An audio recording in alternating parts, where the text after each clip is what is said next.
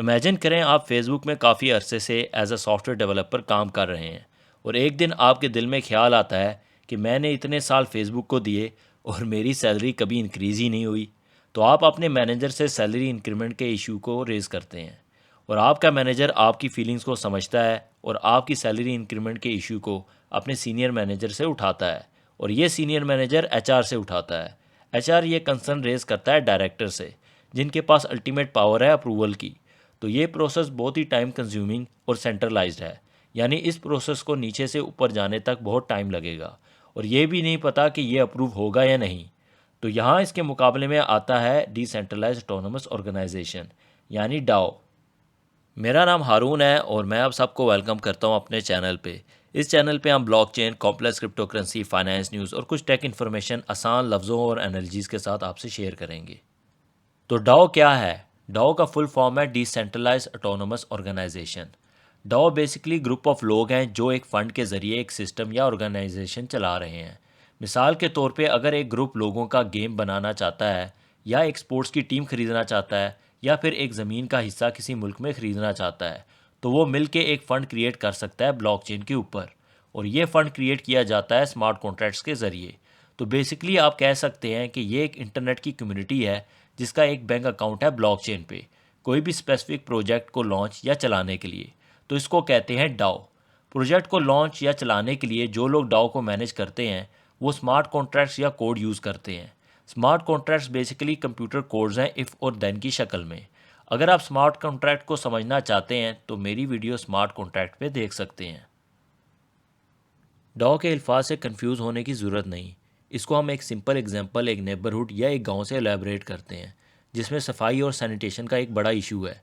अगर सब लोग इस गांव या नेबरहुड के लोग एक फ़ंड क्रिएट करें खुद से जो सफाई और सैनिटेशन के लिए यूज़ हो तो वो किया जा सकता है और आज के दौर में कुछ लोग कर भी रहे हैं। इस गांव की मिसाल को फर्दर एलैबोरेट करते हैं। इमेजिन करें कि इस गांव में 10 इलाके हैं और हर इलाका अपने गांव का बड़ा या रिप्रेजेंटेटिव खड़ा करता है ताकि उनकी इशू को रिप्रेजेंट करे गांव में बाकी 9 इलाकों से।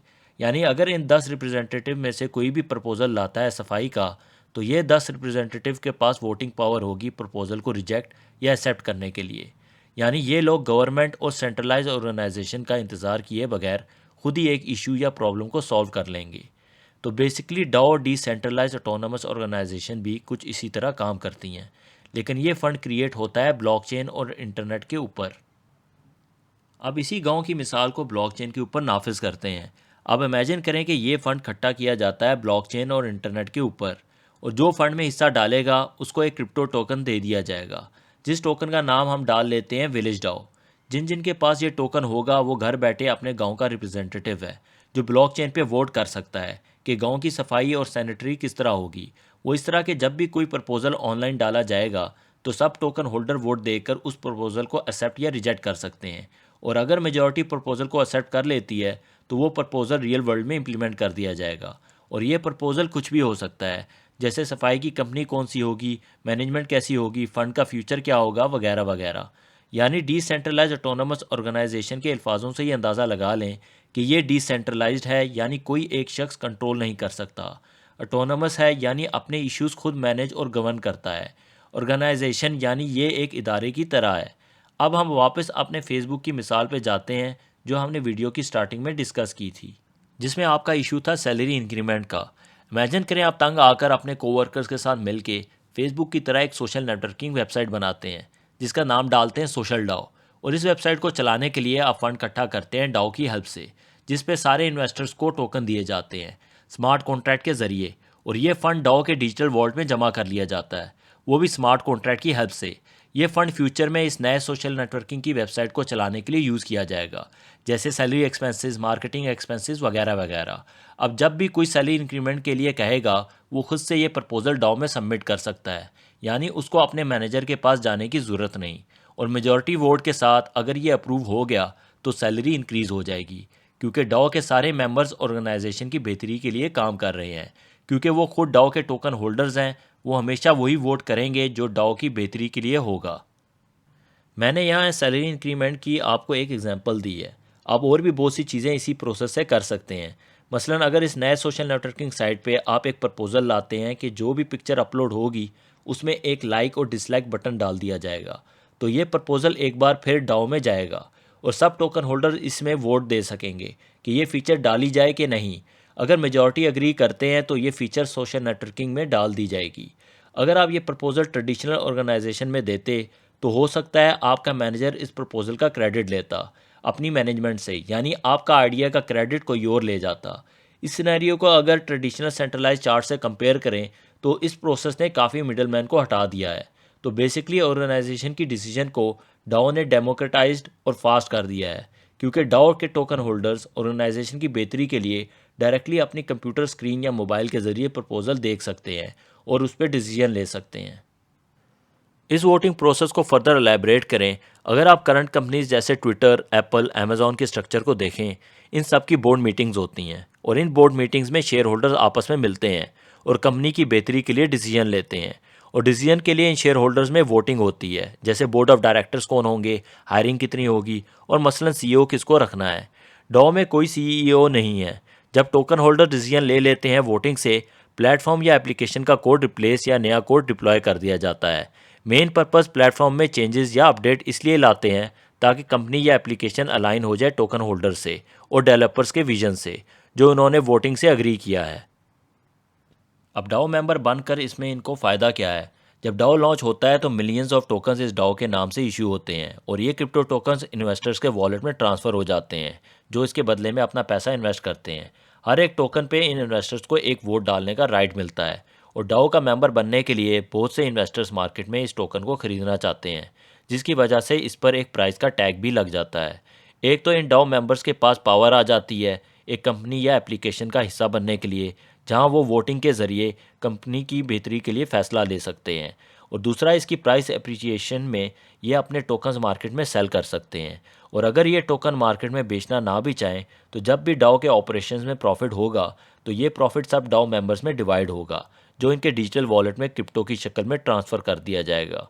तो इसलिए डाओ में लोग मेंबर बनना चाहते हैं। डाओ के अल्फाज से इतना कंफ्यूज होने की ज़रूरत नहीं है। आप बस इन शॉर्ट ये समझ लें, डाओ एक इंटरनेट ऑफ कम्युनिटी है जिसका बैंक अकाउंट का फ़ंड ब्लॉकचेन के ऊपर है और ये फ़ंड एक कॉमन गोल या मिशन के लिए क्रिएट किया गया है, जो कि एनोनिमस और बॉर्डरलेस भी हो सकता है। यानी आपको डाओ मेंबर बनने के लिए अपनी पर्सनल डिटेल्स देने की ज़रूरत नहीं और आप किसी भी लोकेशन से फ़ंड इकट्ठा कर सकते हैं। इसके अलावा आप किसी भी मुल्क में रहकर डाओ का एम्प्लॉय भी बन सकते हैं। आपको किसी ऑफिस में जाने की ज़रूरत नहीं, यानी सब काम ऑनलाइन होगा। अभी हमें डाओ की क्लैरिटी तो हो गई। अब हम जल्दी से डाओ क्या सॉल्यूशंस दे रहा है उस पर बात कर लेते हैं। एक सबसे बड़ा फ़ायदा डाओ का ये है कि सब मेंबर्स डाओ की कामयाबी के लिए काम करते हैं, यानी इनका फ़ायदा और इंसेंटिव्स एक हैं, जो है डाओ की कामयाबी। दूसरा, इसकी फ़ीचर इसकी फ्लेक्सिबिलिटी है, यानी डाओ ब्लॉकचेन और इंटरनेट पे है। अगर आप डाओ में काम करना चाहें तो आप किसी भी मुल्क में बैठकर काम कर सकते हैं। तीसरी, इसकी बड़ी फ़ीचर ऑटोनॉमी यानी खुद मुख्तारी की है, यानी कोई ब्यूरोक्रेसी नहीं और कोई मिडल मैन नहीं। एक और इसका बड़ा फ़ायदा आपके काम की ओनरशिप का है, यानी अगर आप डाओ में आइडिया पेश करते हैं तो सब मेंबर्स उस आइडिया का प्रपोजल देख सकते हैं। आपका मैनेजर उसका क्रेडिट नहीं ले सकता। इन सॉल्यूशंस के साथ इसके कुछ डाउनसाइड्स भी हैं, जैसे डाओ को शट डाउन नहीं किया जा सकता क्योंकि ये रन हो रहा है स्मार्ट कॉन्ट्रैक्ट या कोड्स पे। इसको रन करने के लीगल इश्यूज़ क्या हैं, इस पे अभी तक यूएसए में बहस व तकरार चल रही है। दूसरा, डाओ का कोड ओपन सोर्स है, यानी इसके कोड को पूरी दुनिया देख सकती है। इसका मतलब हैकर्स भी इन कोड को देख सकते हैं और कोड हैक करके फ़ंड चोरी भी कर सकते हैं। ये पॉइंट हमें ले जाता है famous DAO the DAO hack की तरफ। इस डाओ का नाम था the DAO. The DAO create किया गया था 2016 में और ये फ़ंड बेसिकली क्रिएट किया गया था तकरीबन 20,000 इन्वेस्टर्स ने, जिन्होंने मोर देन $150 मिलियन एक स्मार्ट कॉन्ट्रैक्ट के ज़रिए इस डाओ के वॉल्ट में इन्वेस्ट किए थे। ये $150 मिलियन ईथर कॉइन की शक्ल में इन्वेस्ट किए गए थे।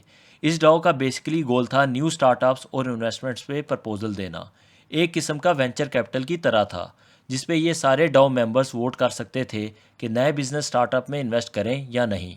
ये डाओ का अकाउंट तकरीबन 1 महीने बाद हैक हो गया था, वो इसलिए कि इसका स्मार्ट कॉन्ट्रैक्ट कोड सिक्योर नहीं था और तकरीबन $50 million worth of ether coin hacker ने चोरी कर लिए थे। इसलिए क्रिप्टो मार्केट में आप देख सकते हैं दो इथीरियम, एक इथीरियम है और दूसरा Ethereum classic. Ethereum classic actually original Ethereum blockchain है जिस पे द डाओ का हैक हुआ था, जिसकी वजह से विटालिक और टीम ने नया इथेरियम ब्लॉकचेन लॉन्च किया जो कॉपी था इथेरियम क्लासिक का, लेकिन इसका सॉफ्टवेयर अपडेट कर दिया ताकि फंड हैकर से रिकवर हो जाएं। इस प्रोसेस को हार्ड फोर्क कहते हैं। हार्ड फोर्क और सॉफ्ट फोर्क क्या हैं, इसको किसी और वीडियो में डिस्कस करेंगे। मार्केट में बहुत किस्म के डाओ क्रिएट हुए हैं, जिसमें मशहूर यूनिस्वैप डाओ है, कंपाउंड डाओ है, फ्लेमिंगो डाओ, मेकर डाओ, मेटाकार्टल डाओ और भी बहुत से हैं और टाइम टू टाइम इंक्रीज हो रहे हैं। एंड में कुछ फाइनल वर्ड्स कहता चलूँ, क्रिप्टो के दो एस्पेक्ट्स हैं। एक स्पेकुलेटिव एस्पेक्ट है, यानी फ्यूचर अनक्लियर है क्योंकि ये न्यू इंडस्ट्री है जिसकी वजह से स्कैम्स और चोरी भी बहुत है और इसके लीगल लॉज अंडर डिस्कशन है। इसका दूसरा एस्पेक्ट है टेक्नोलॉजी का। डॉ से ही अंदाज़ा लगा लें कि किस तरह दुनिया में लोगों को एक गोल पे इकट्ठा किया जा सकता है ब्लॉकचेन पे, जहां हम सब मिलके किसी एक प्रॉब्लम को सॉल्व कर सकें। मसलन अगर आप पाकिस्तान में डैम बनाना चाहते हैं या फिर इंडिया में फ्री मेडिकल हॉस्पिटल बनाना चाहते हैं, वो आप डॉ की हेल्प से भी कर सकते हैं। एनीहाउ हम वीडियो के इख्तिताम पे पहुंच चुके हैं। अगर आप डॉ के बारे में और जानना चाहते हैं तो मैं डिस्क्रिप्शन में कुछ यूज़फुल वीडियोस शेयर कर दूंगा। Thank you for watching and see you soon.